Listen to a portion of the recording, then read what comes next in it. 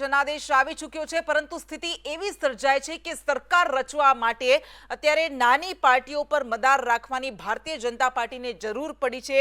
પોતે big brother છે, પરંતુ આ જે સ્મોલ બ્રધર્સ છે એના પર સૌથી મોટો મદાર રહેશે, કારણ કે દેશની રાજનીતિમાં જબરદસ્ત ટ્વિસ્ટ પાછળ આ સ્થિતિ હવે દેશમાં ગઠબંધનની સરકાર બનવાનું નક્કી થઈ ગયું છે. છેલ્લા 10 વર્ષમાં આપણે એક પાર્ટી પાસે સ્પષ્ટ બહુમતી મળતી દેખાઈ હતી, આપણે જોઈ હતી, પરંતુ ફરી એક વખત એ 36 વર્ષનું જે ગઠબંધનનું શાસન આપણે જોયું છે આપણા દેશના ઇતિહાસમાં, એ ફરી પાછું આવી ગયું છે 10 વર્ષ બાદ. અને અહીંયા એનડીએની બેઠક પહેલા મોટા રાજકીય ઉથલપાથલના એંધાણ પણ દેખાઈ રહ્યા છે, કારણ કે મહારાષ્ટ્રમાં શિંદે જૂથના 4 સાંસદો ઉદ્ધવના સંપર્કમાં હોવાનું અત્યારે સૂત્રો તરફથી માહિતી મળી રહી છે. નીતિશ કુમાર અને તેજસ્વી યાદવ પણ એક જ ફ્લાઇટમાં દિલ્હી જવા માટે રવાના થયા છે. અમિત ઠાકર જો કે એવું કહી રહ્યા છે કે એક જ ફ્લાઇટ હોય તેમાં કરે શું, એ તો સ્વાભાવિક છે, પરંતુ અત્યારે એ દરેક પળે પર દરેક મુવમેન્ટના વિશ્લેષણ થતા હોય છે, એના પર નજર રહેતી હોય છે, કારણ કે આપણે જોયું છે કે કેવી રીતે દેશની રાજનીતિમાં બદલાવ ક્ષણે ક્ષણમાં આવતો હોય છે. સવારે કોઈની સાથે નાસ્તો કરતા હોય, બપોરે કોઈની સાથે બીજા સાથે લંચ કરતા હોય છે, અને એટલા માટે આ અનુભવ પરથી જ આપણે આ વાતો કરતા હોય છે. દેશની રાજનીતિમાં અત્યારે જે ટ્વિસ્ટ આવી રહ્યા છે, હવે દેશમાં ગઠબંધનની સરકાર બનવાનું નક્કી છે. તો આ મોટા સમાચાર મળી રહ્યા છે. નીતિશ કુમારને મનાવવા માટે અખિલેશ યાદવને જવાબદારી સોંપવામાં આવી છે, પણ આ પણ એક મોટી માહિતી સૂત્રો તરફથી મળી રહી છે. તો ચંદ્રબાબુ નાયડુને મનાવવાની જવાબદારી शरद पवार ने सौंपવામાં આવી છે. અજય યાદવ દિલ્હી થી આપણી સાથે જોડાઈ ગયા છે. अजय, क्या हलचल दिख रही है अभी दिल्ली में? माहौल कितना गरमाया हुआ? देखिए, निश्चित तौर पर परिणाम आने के बाद चारों तरफ कहीं न कहीं एक खुशफहमी या गलतफहमी जो भी अपने अपने हिसाब से हो सकती है, वो सब देखने को मिल रही है. एक तरफ जहां एनडीए जो है सरकार बनाने की तरफ बढ़ती हुई दिखाई दे रही है. आज एनडीए की बैठक है और उसमें खुद अभी थोड़ी देर पहले मैंने केसी त्यागी से बातचीत की है, तो केसी त्यागी ने सीधे तौर पे कहा कि हम प्रधानमंत्री नरेंद्र मोदी की अगुवाई में सरकार बनाने को तैयार हैं और उसी की कवायद सारी चल रही है. लेकिन साथ ही साथ उन्होंने 3-4 मांगे रखी, जिसमें अगर एक सबसे महत्वपूर्ण मांग की अगर बात की जाए तो स्पेशल स्टेटस का दर्जा बिहार को एज ए स्टेट मिलना चाहिए, हमारी पुरानी डिमांड है. इस तरह की बात कही और साथ ही साथ कास्ट सेंसस को लेकर कहा कि कास्ट सेंसस कराने वाला पहला स्टेट जो है वो बिहार है, तो हम चाहेंगे कि सेंट्रल लेवल पे जो है ये कास्ट सेंसस लागू होना चाहिए. तो एक मांग ये भी रखी, लेकिन साथ ही साथ राहुल गांधी की प्रशंसा केसी त्यागी ने की और ये भी कहा कि विपक्ष का मजबूत होना किसी भी लोकतंत्र और देश के लिए जरूरी है. तो एक तरफ जहां नरेंद्र मोदी की वो प्रशंसा कर रहे हैं या उनके साथ सरकार बनाने की बात कर रहे हैं, वहीं पर राहुल गांधी की भी प्रशंसा कर रहे हैं और विपक्ष के मजबूत होने की भी बातें कर रहे हैं. तो एक तो कंट्रडिक्शन या कह सकते हैं कि रणनीति ये दिखाई दे रही है. वहीं पर दूसरी तरफ कहा जा रहा है कि चंद्रबाबू नायडू जिस भी पार्टी के साथ जाते हैं, फिलहाल अभी उन्होंने एनडीए के साथ जाने की बात कही है और वो बैठक में भाग लेने के लिए आ रहे हैं. लेकिन माना जा रहा है कि चंद्रबाबू नायडू तो निश्चित तौर पे आंध्र प्रदेश के चीफ मिनिस्टर बनेंगे, लेकिन अच्छी खासा जो मंत्रालय है वो एक तरह से अपने अंडर रखना चाहेंगे और साथ ही साथ जो आंध्र प्रदेश को स्पेशल स्टेटस का दर्जा, जो कि कल जयराम रमेश के द्वारा कहा गया है कि इंडिया गठबंधन स्पेशल स्टेटस का दर्जा जो देने के लिए तैयार है अगर चंद्रबाबू नायडू इधर का रुख करते हैं और काफी रियायतें दी जा सकती हैं. तो इस तरह की बातें भी है. तो कहीं न कहीं चंद्रबाबू नायडू इतनी आसानी से अगर जिसके भी साथ पाले में जाते हैं, लेकिन फिलहाल एनडीए के साथ दिखाई दे रहे हैं, तो वहां पर भी इतनी आसानी से बहुत सारी चीजें सुलझने वाली नहीं है. हालांकि आज प्रधानमंत्री आवास पर 4 बजे ये बैठक है और माना जा रहा है कि सभी जो घटक दल हैं एनडीए के, सब अपनी एनडीए की सरकार जो फॉर्म करने के बारे में अपने विचार रखेंगे, लेकिन सबके अपने रिजर्वेशन क्या है उनको भी रखने की कोशिश करेंगे या ये कहने की कोशिश करेंगे कि उनके क्या क्या जो रिजर्वेशन है ताकि उनके मतदाता संतुष्ट हो सके, वो भी बातें वहां पर रखी जाएंगी. तो हर एंगल से बातचीत होने वाली है. लेकिन कल इंडिया गठबंधन ने अपने पत्ते का खुलासा नहीं किया था और ये कहा था कि आज इंडिया गठबंधन की बैठक जो कि 6 बजे शाम को मल्लिकार्जुन खड़गे के आवास पे होने वाली है, उसमें तय किया जाएगा कि आगे की क्या रणनीति होनी चाहिए. तो उसका साफ सा मतलब है कि कई सारे इंडिया गठबंधन के लीडर ये कह रहे हैं कि जो जनादेश मिला है विपक्षी पार्टियों को, वो कहीं न कहीं उन मुद्दों पे मिला है जो मुद्दे उन्होंने सरकार जो आम पब्लिक के बीच रखे हैं, तो उसको पूरा करने के लिए और साथ ही साथ ये भी कह रहे हैं कि हम सरकार बनाने के लिए नहीं लेकिन लोकतंत्र बचाने के लिए जरूर आगे जाएंगे. तो इसका सीधा सा मतलब है कि इंडिया गठबंधन भी जो छोटे से छोटे दल हैं जिनकी संख्या 1-2 है, या कह सकते हैं कि वो एनडीए के साथ भी है, जैसे आरएलडी के जयंत चौधरी 2 सीटें जो है इस बार उत्तर प्रदेश में जीते हैं. तो ऐसे छोटे दलों को जो कभी इंडिया गठबंधन के साथ भी थे या कह सकते हैं कि यूपीए के साथ थे, उनको भी साधने की कोशिश की जाएगी। जैसा आपने पहले बताया कि चंद्रबाबू नायडू और खास करके नीतीश कुमार, तो चंद्रबाबू नायडू को साधने का जिम्मा कहीं न कहीं जो है शरद पवार महत्वपूर्ण भूमिका निभाते हुए नजर आएंगे। और कहा जा रहा है कि ममता बनर्जी, अखिलेश यादव और हो सकता है जरूरत पड़ी तो सोनिया गांधी भी खुद डायरेक्ट बात कर सकते हैं। इस तरह के सूत्रों के हवाले से खबर आ रही है कि इंडिया गठबंधन भी किसी भी सूरत में पीछे नहीं रहना चाहता है। लेकिन सबसे महत्वपूर्ण बात यही है कि छोटे छोटे दल मिला के या क्षेत्रीय पार्टियां जो छोटी छोटी हैं, सबको मिला के ही इस बार किसी की भी नैया पार होने वाली है और कोई भी इस बार सरकार बनाने से पीछे नहीं रहना चाहता है। लेकिन फिलहाल एनडीए के पास चूंकि अभी मेजॉरिटी है, इसलिए उसकी जो शुरुआत सबसे पहले एनडीए करता हुआ नजर आ रहा है। જી બિલકુલ અજય, ધન્યવાદ તમામ જાણકારી કે लिए। અને શરદ પવારને મોટી જવાબદારી સોંપવામાં આવી છે, નીતિશ કુમારને મનાવવા માટે અખિલેશ યાદવને જવાબદારી સોંપવામાં આવી છે, કારણ કે અખિલેશ યાદવ ઉત્તર પ્રદેશની ચૂંટણીમાં વિપક્ષી ગઠબંધનના એક હીરો બનીને ઉભર્યા છે, સૌથી વધારે સીટ જીતીને, ત્યારે એમને પણ જવાબદારી સોંપાઈ છે।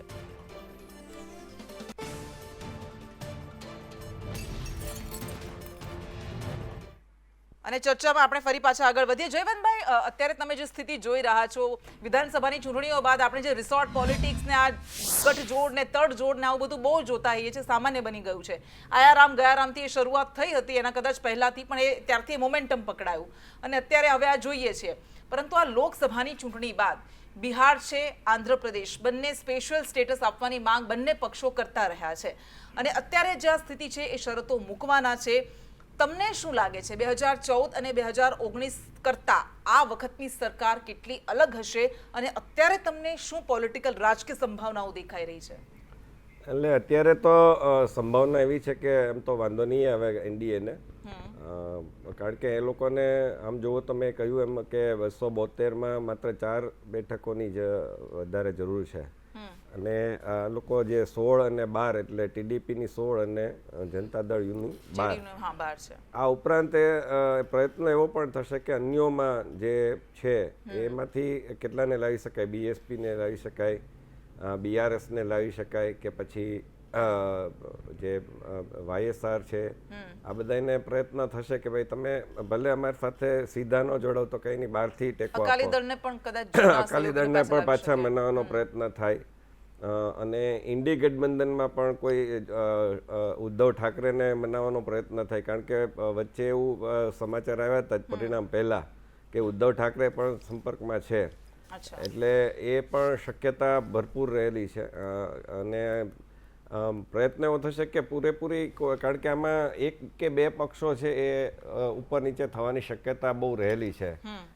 ઇન્ડી ગઠબંધનને પણ કંઈ અઘરું નથી, 232 કે 234 બેઠક હોય તો એને 40 બેઠકોની જ જોગવાઈ કરવાની રહે અને એ બહુ શક્યતા છે, કારણ કે આ જે વાત કરીએ આપણા સંવાદદાતાએ કે જયંત ચૌધરી છે કે જે પહેલાં ઇન્ડી ગઠબંધનની સાથે હતા, એ રીતે એ પણ અન્ય જે છે એમાંથી બીએસપી છે કે વાયએસઆર છે કે એઆઈએડીએમકે છે, નીતિશ, તેજસ્વી યાદવ,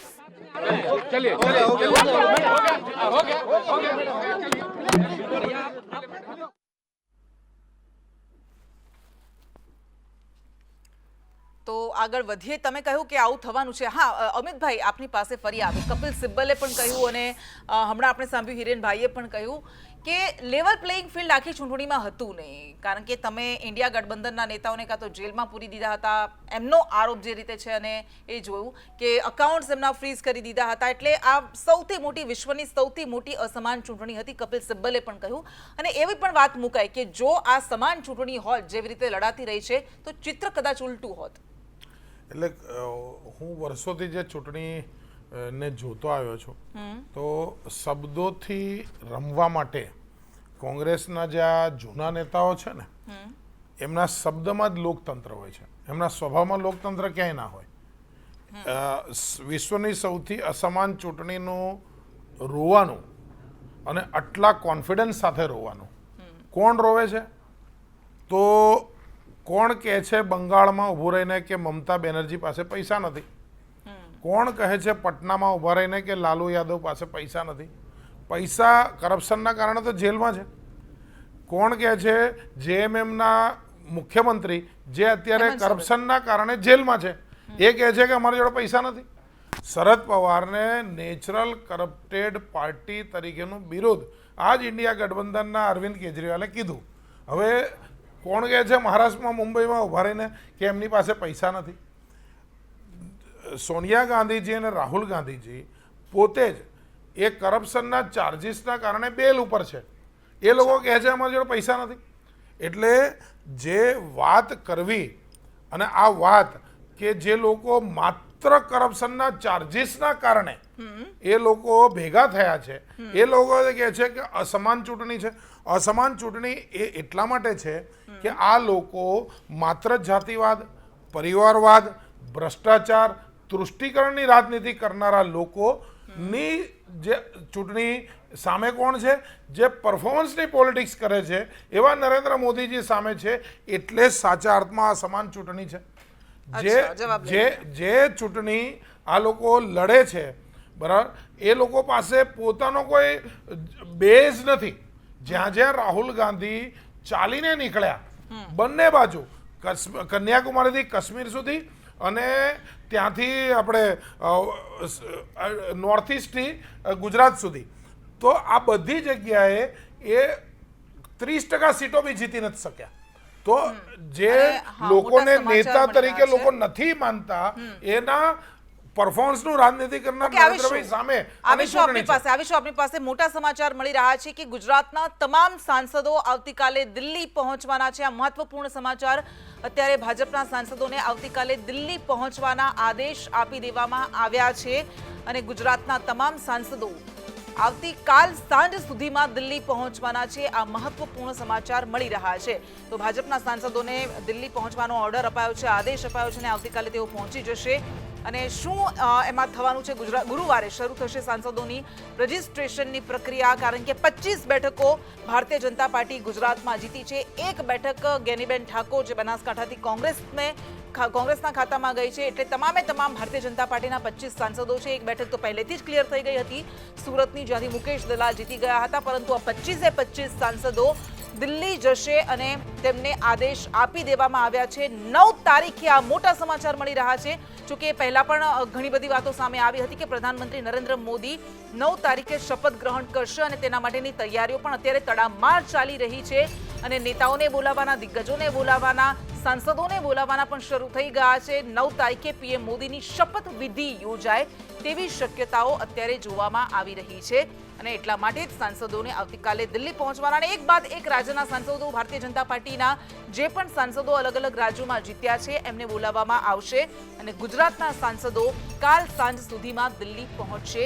આ મોટા સમાચાર મળી રહ્યા છે. 9 તારીખે પ્રધાનમંત્રી શપથ ગ્રહણ કરશે. જોકે જેવા એક્ઝિટ પોલ સામે આવ્યા હતા અને ત્યારે જ આપણે જોયું હતું કે ભારતીય જનતા પાર્ટી ખૂબ આશ્વસ્ત દેખાતી હતી. પ્રધાનમંત્રી નરેન્દ્ર મોદીએ બેઠક બોલાવી હતી અને આગામી 100 દિવસનો શું એજન્ડા રહેશે એના માટેની પણ એમાં ચર્ચા થઈ હતી તેવી વાતો સામે આવી હતી. હિરેન રાવલ આપણી સાથે જોડાયેલા છે. હિરેન, શું અપડેટ? આવતીકાલ સાંજ સુધીમાં ભારતીય જનતા પાર્ટી અને એનડીએના તમામ સાંસદોને દિલ્હી પહોંચવા માટે સૂચના આપવામાં આવી છે. સ્વાભાવિક રીતે આજે કેબિનેટ પછી મોદી સરકાર 2નું જે છે વિસર્જન કરવામાં આવશે અને નવી સરકારનો દાવો આજે જ મોડી સાંજે રાષ્ટ્રપતિને મળી પ્રધાનમંત્રી નરેન્દ્ર મોદી અને એનડીએના સાથી પક્ષો કરે તે પ્રકારની સંપૂર્ણ શક્યતાઓ. નવી સરકારના ગઠનની પ્રક્રિયા શરૂ થઈ રહી છે અને એટલા જ માટે ભારતીય જનતા પાર્ટીએ પોતાના તમામ સાંસદો, એટલે ગુજરાતના પણ તમામ 25 સાંસદો છે એ લોકો દિલ્હી માટે રવાના થશે અને ત્યાં દિલ્હીમાં આ સરકાર બનાવવાની પ્રક્રિયા, સંસદીય દળની બેઠક અને શપથવિધિ, આ તમામ કાર્યક્રમો જે છે એ આગામી 1 અઠવાડિયાની અંદર પૂર્ણ થાય તે પ્રકારની તૈયારી ભારતીય જનતા પાર્ટી અને એનડીએના સાથી પક્ષો કરી રહ્યા છે. એટલા જ માટે આ તમામ લોકોને ત્યાં બોલાવવામાં આવ્યા છે અને આવતીકાલ સાંજ સુધીમાં તમામ સાંસદોએ દિલ્હી પહોંચવાનું છે. જરૂરી જે વસ્તુઓ છે એના માટે પણ એમને સૂચના આપવામાં આવી છે. ગુજરાતમાંથી મંત્રીમંડળની અંદર અમિત શાહ, મનસુખ માંડવિયાનો સમાવેશ થશે, પરસોત્તમ રૂપાલાનો સમાવેશ થશે કે કેમ તેને લઈને હજુ પણ અસમંજસ છે. આ 2 ઉપરાંત અન્ય 1 થી 2 લોકોને પણ કેન્દ્રીય મંત્રીમંડળમાં સ્થાન મળી શકે છે. બિલકુલ, આભાર આપનો તમામ વિગત માટે. પરસોત્તમ રૂપાલાને સ્થાન મળશે કે કેમ એને લઈને પણ સવાલ છે. 9 તારીખે પ્રધાનમંત્રી નરેન્દ્ર મોદીની શપથવિધિ યોજાય તેવી શક્યતા છે. ચર્ચામાં આપણે આગળ વધીએ કારણ કે ઘણા બધા આરોપ પ્રત્યારોપ ચાલતા રહે છે, અત્યારે પણ ચાલુ છે. હિરેનભાઈ, તમે હમણાં કહ્યું કે આવું કહેવામાં આવ્યું હતું, પરંતુ ભારતીય રાજનીતિને લઈને જે બે વાક્યો કહેવાય છે, એક તો એવું છે કે everything is fair in love, war and politics in Indian politics, અને બીજું એવું કહેવાય છે કે રાજનીતિમાં અહીંયા ક્યારેય કોઈ કાયમી દુશ્મન નથી અને કાયમી કોઈ શત્રુ નથી. એ નીતિશ કુમાર બહુ સારી રીતે સમજે છે અને કદાચ નરેન્દ્ર મોદી પણ સારી રીતે સમજે છે, અને અત્યારે તો તમે પણ સંપર્ક કરવાની કોશિશ કરી દીધી છે. એટલે ભૂતકાળ જ્યારે વર્તમાન અને ભવિષ્ય જોવાતું હોય ત્યારે ભૂલાઈ જતો હોય છે. તો પછી શું આમાં શું તમને દેખાઈ રહ્યું છે અત્યારે? તમને કેટલી શક્યતા લાગે છે નીતિશ કુમારને સાથે આવવાની? કૃષ્ણાબેન, તમે જો કે એમાં કયા પ્રકારની અને કેમ ગઠબંધન તમારે કરવું પડ્યું છે. ચંદ્રબાબુ નાયડુનું તમે થોડા દિવસ પહેલાની એમની બાઇટ સાંભળશો તેમાં એમને બે સ્પષ્ટ વાત કરી હતી કે જ્યારે એનડીએ સાથે મારે ગઠબંધન કરવું પડ્યું હતું ત્યારે એમને સ્પષ્ટ કહ્યું હતું કે મારે ડેમોક્રેટિક કમ્પલ્સન હતું. What is democratic compulsion? કે એમણે સ્પષ્ટ કહ્યું કે ઈડી, સીબીઆઈ અલગ અલગ પ્રકારની ધાક ધમકીઓ મળતી હતી ને એના જ કારણે એ ડેમોક્રેટિક કમ્પલ્સનના કારણે મારે એમાં ગઠબંધન કરવું પડ્યું છે. મેં બીજી પાર્ટીઓ સાથે પણ ગઠબંધન કર્યું છે, જેમાં એમને યુપીએનો પણ ઉલ્લેખ કર્યો. એમાં એમણે સ્પષ્ટ કર્યું કે મારે સેક્યુલર રિસ્ટોરેશન માટે કરવું પડ્યું, કે જેમાં સેક્યુલર ફેબ્રિક છે એ તોડવાની વાત આવી એટલા માટે મારે ડેમોક્રેટિક ફેબ્રિક્સને બચાવવા માટે એમાં એ કરવું પડ્યું. એટલે બંનેમાં બહુ મોટું અંતર છે. વાત એમને હમણાં બહુ સારી વાત કરી અમિતભાઈએ, કરપ્શનની વાત કરી અને પરિવારની વાત કરી. કરપ્શનનો એક પણ ચાર્જિસ 10 વર્ષમાં એક પણ નેતાને જેલ ભેગો કરી શકવામાં ભાજપ સરકાર નિષ્ફળ નીવડી છે. બહુ મોટા ભ્રષ્ટાચારના નામ પર સરકાર બનાવી હતી ઇન્ડિયા અને યુપીએ સરકારને ભ્રષ્ટાચારની વાત કરી. એક પણ કોંગ્રેસનો નેતાને 10 વર્ષમાં જેલ પાછળ મૂકવામાં કે સાબિત કરવામાં ભાજપ સંપૂર્ણ નિષ્ફળ નીવડી છે. એટલે એ ખોટા આક્ષેપો એ સાબિત થાય છે. બીજી એક વાત એમને પરિવારવાદની કરી. પરિવારવાદમાં આપણે જોયું છે કે મોદી સાહેબ પોતે રેવન્ના જેવા માસ રેપિસ્ટ 3000 જેટલા રેપ કરનારા માણસને પ્રમોટ કરી રહ્યા છે. આ એમનો પરિવારવાદ છે. કુલદીપ સેંગરની વાત કરવામાં આવે છે. બ્રિજભૂષણ, જેને ખેડૂતો પર ગાડી ચલાવી દીધી હતી, એવા લોકોને આ ભાજપ એ પરિવારની ગણી રહ્યા છે. એટલે એ સંપૂર્ણપણે આ હિપોક્રેસીની જે કહેવાય સીમા હોય છે, પોતાને વાહવા કરવાની અને પછી એમ કહેતા હોય કે અમે જ સારા છીએ. હું તમને એક બીજી સરસ વાત કહેવા માંગુ છું, આપના માધ્યમથી જનતાને પણ કહેવા માંગુ છું. એક વાત કહેવા માંગુ છું કે અત્યારે આપણે એને ખીચડી સરકાર કે પછી આપણે એને કહી રહ્યા છીએ જોડતોડની સરકાર, આવું ન કહેવું જોઈએ. તમારે, મારે કે અમિતભાઈને બધાને એટલા માટે કે આ મોટો દેશ છે. ભારતની જ્યારે વાત કરતા હોઈએ, સબ્જેક્ટિવ રાજનીતિ તો ન હોય ને, એ તો છે, એ તો હકીકત છે અને તેના ખરાબ પરિણામો પણ આપણે જોયા છે. મારી વાત સાંભળો. કેવી રીતે ગઠબંધન રચાય છે ને એ ગઠબંધનના આધાર પર જનાદેશ અપાય ને એક પક્ષ પછી બીજા પક્ષમાં જતા રહે, એ પણ આપણે જોયા છે. નહીં કૃષ્ણાબેન, હા ઠીક છે. આવીશું. મોટા સમાચાર મળી રહ્યા છે. નવી સરકારની શપથવિધિને લઈને સૌથી મોટા સમાચાર અત્યારે મળી રહ્યા છે. 9 નહીં પરંતુ 8 તારીખે પ્રધાનમંત્રી નરેન્દ્ર મોદીની શપથવિધિ 8 તારીખે યોજાઈ શકે છે. સૂત્રો તરફથી આ માહિતી મળી રહી છે. નવી સરકારની શપથવિધિને લઈને આ સૌથી મોટા સમાચાર. હમણાં જે વાત સામે આવી હતી, પરંતુ 8 તારીખે શપથવિધિની તૈયારીઓ થઈ શકે છે અને શપથ ગ્રહણ 8 તારીખે કરી શકે છે પ્રધાનમંત્રી નરેન્દ્ર મોદી. એટલે માત્ર 3 દિવસ બાદ જ શપથ ગ્રહણ થાય તેવી સંભાવનાઓ અત્યારે જોવામાં આવી રહી છે. મહત્વપૂર્ણ સમાચાર અત્યારે મળી રહ્યા છે કારણ કે નવી સરકાર હવે રચવા માટેની જે તૈયારીઓ ચાલી રહી છે, બેઠકોના ધમધમાટ થઈ રહ્યા છે, સહયોગી પક્ષો સાથે બેઠકો કરવામાં આવી રહી છે, ચર્ચાઓ કરવામાં આવી રહી છે, પોતાના પક્ષના જીતેલા સાંસદોને બોલાવવામાં આવી રહ્યા છે દિલ્હી ખાતે. એટલે નેશનલ કેપિટલ, રાષ્ટ્રીય રાજધાનીમાં અત્યારે રાજકીય માહોલ ચરમ પર છે, ગરમાયેલો છે, કારણ કે સરકાર રચવાની છે. જનાદેશ અત્યારે એનડીએને આપવામાં આવ્યું છે, પરંતુ ભવિષ્યમાં શું થઈ શકે છે એના પર સૌ કોઈની નજર છે. કારણ કે કોંગ્રેસે પણ સ્પષ્ટ કર્યું છે, ઇન્ડિયા ગઠબંધને પણ સ્પષ્ટ કર્યું છે કે વિકલ્પો છે, પરંતુ અમે વિચારીશું કે અમારે શું કરવાનું છે. હા, એટલે આ આરોપ પ્રત્યારોપ લાગતા રહે છે. અમિતભાઈ, તમે ટૂંકમાં જવાબ આપી દો, સમય બહુ આપણી પાસે ઓછો છે. સૌથી પહેલા તો કોંગ્રેસ અને કોંગ્રેસના પ્રવક્તાએ સમજવું પડે કે એમને વિરોધ પક્ષમાં બેસવા માટેનો મેન્ડેટ છે. જો મેન્ડેટનું સન્માન કરતા હોય તો કોઈ પણ પ્રકારના આવા ગઠજોડથી કોંગ્રેસ પાર્ટીએ દૂર રહેવું જોઈએ, કારણ કે આ પ્રકારના કર્તૃત્વ કરતા સારા નથી લાગતા. બીજું કે આ પ્રકારનું એલાયન્સની જે વાત છે એ એલાયન્સનો કોંગ્રેસનો ઇતિહાસ એલાયન્સની પાર્ટીને ખતમ કરવાનો રહ્યો છે. એટલે એ ઇતિહાસ ક્યારે પણ એ યુપીએનો જે ભૂતકાળનો ઇતિહાસ છે એ એમની શિવસેના પાર્ટી કોણે ખતમ કરી લોકોએ સાથે જોયું સારો છે. નથી રહ્યો. NCP અને કોણે ત્રીજું ખતમ કરી કે લોકોએ જોયું અત્યારે છે. આ PDP ચર્ચા જ કોણે ખતમ કરી અસ્થાને લોકોએ છે, જોયું છે. કારણ કે ચંદ્રબાબુ એમની નાયડુ સાથે હોય કોઈ કે આવવા કે તૈયાર કેરળમાં નથી, નીતિન- જેની પાસે એ લોકો જવા તૈયાર છે. અચ્છા, ઠીક છે. એટલે આ સામસામા આપણે જવાબો લેતા રહીશું તો કદાચ સમય ખૂટી પડશે. મુકેશભાઈ, છેલ્લી કમેન્ટ આપની પાસેથી લઈ લઈએ. આપણે એ જોયું છે કે જ્યારે આવી રીતે સરકારો બનાવવાની કોશિશ થાય, કદાચ સરકાર બની પણ જાય, પરંતુ પછી જે આખું ઉથલપાથલ રાજકીય મચી જતી હોય છે, ફરી પાછી ચૂંટણીઓ કરાવવી પડતી હોય છે ને એમાં એ પક્ષને વધારે બહુમતી મળતી હોય છે, એમને વધારે સારો જનાદેશ મળતો હોય છે કે જે સરકાર પહેલાં નહોતી રચી શકી. ઇન્દિરા ગાંધી વખતે પણ આપણે એ જોયું હતું 1977માં. તો આપને લાગે છે કે એ હિતાવહ રહેશે કે કોંગ્રેસે અત્યારે મજબૂત વિપક્ષ તરીકે બેસવું જોઈએ કે પછી પ્રયાસ કરવા જોઈએ સરકાર બનાવવા માટેના? મજબૂત વિપક્ષ તરીકે જ બેસવું જોઈએ, કારણ કે આ ગઠબંધન છે એ કેટલું ટકે છે એના ઉપર નિર્ભર છે. અત્યારે આપણા ગુજરાતના એકમાત્ર કોંગ્રેસના સાંસદ એમ કહે છે કે ઇન્ડિયા ગઠબંધનને સરકાર બનાવવી જોઈએ.